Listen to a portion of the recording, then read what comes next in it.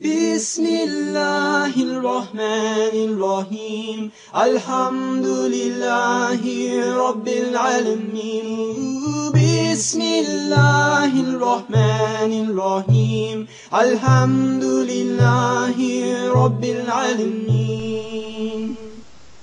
Assalamu alaikum, everyone.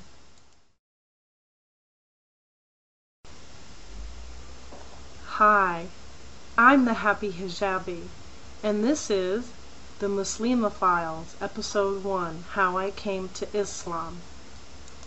I have a little notepad over here, so I'm gonna refer to it every once in a while, and the video for some reason is a little clicky. I'm not sure why. I'm relatively a new Muslima. I took my Shahada, Ashhadu anna la ilaha illa Allah wa ashhadu anna Muhammadur Rasulullah,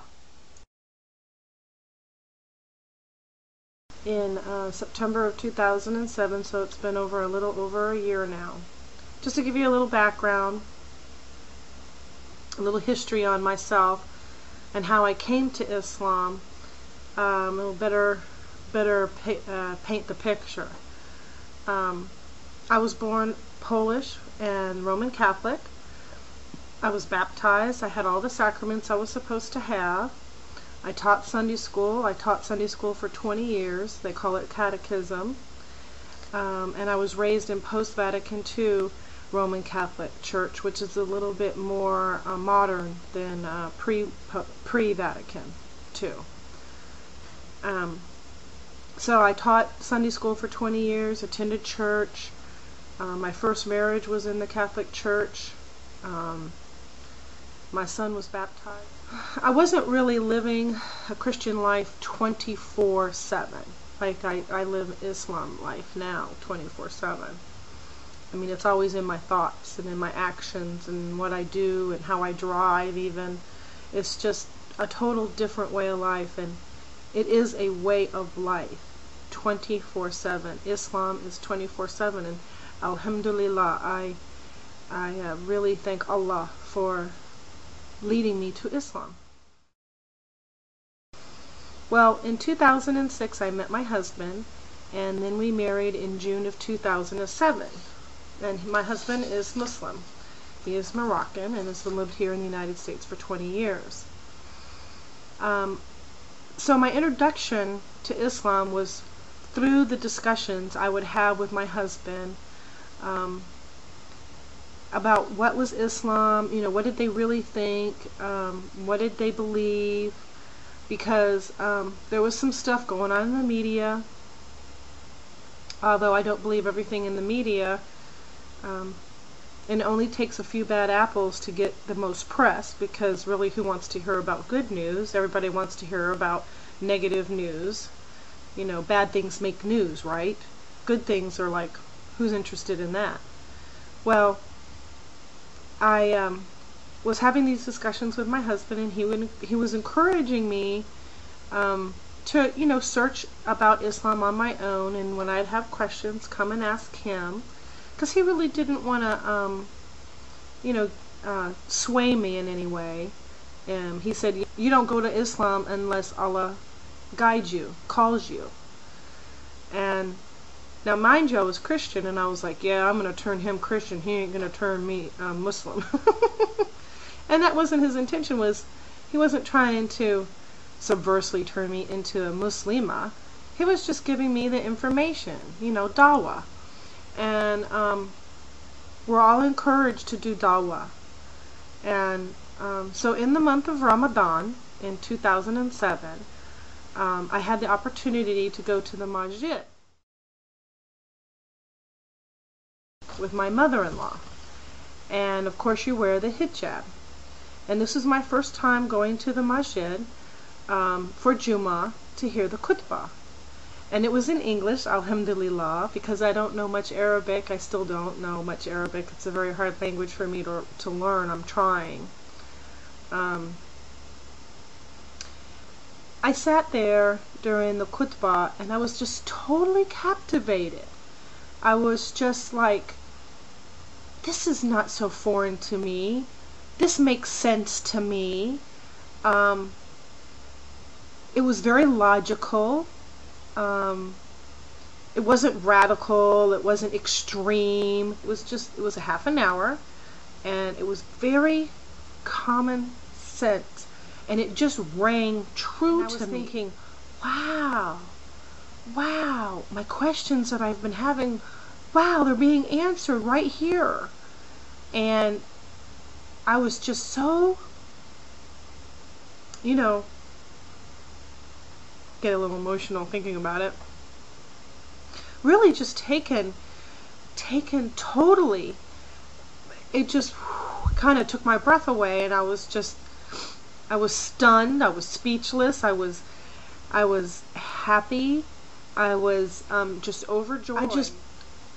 It wasn't just that I was hearing it. It was your whole self, your whole being, your whole physical being is involved in worshiping Allah. So during the month of Ramadan, everything started to become more clear, and I fasted. I did the month of fasting.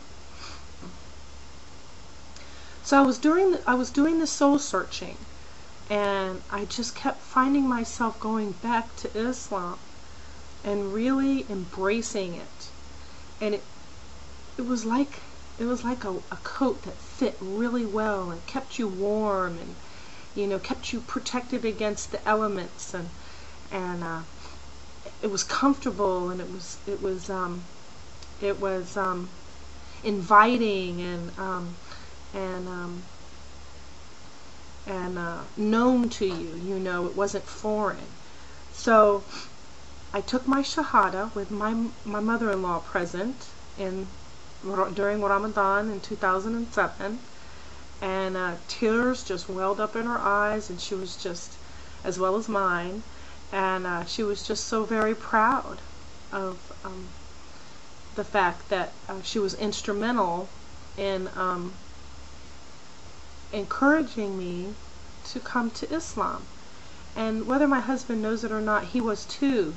Those discussions that we would have, that he would provide me information, that was just great. I'm a person who loves to read and find out information and learn, and I'm always happiest when I'm learning something. Alhamdulillah, alhamdulillah. I am Muslim. I continue to learn my prayers. I still struggle with some of the language of the prayers, and sometimes I'm a little late. I'm growing in my knowledge of Islam, inshallah, and I'm just so happy. Allahu Akbar. That's really true. I'm so much happier as a Muslim than I ever was before. If I have a question, I go to the Quran, or I ask an imam, or I read on the internet, and it has so many miracles in the Quran that 1400 years ago no human could have possibly known. This was words from Allah, and it took 23 years for the Quran, through Gabriel, the angel Gabriel, to dictate to Muhammad sallallahu alaihi wasallam. Subhanallah, subhanallah. I'm very happy to be Muslim. I'm very happy to wear hijab, and it was my choice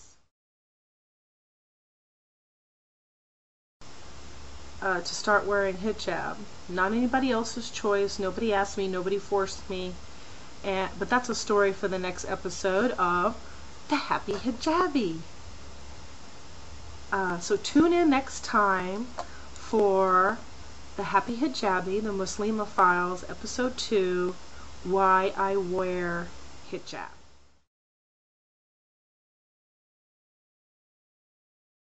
So until next time, thank you for listening, and I hope that this wasn't too long. This is my first video. So some of the quality might not be so good, but I'll keep trying. And I hope that y'all enjoyed it. So until next time, bye from the Happy Hijabi. Assalamu alaikum.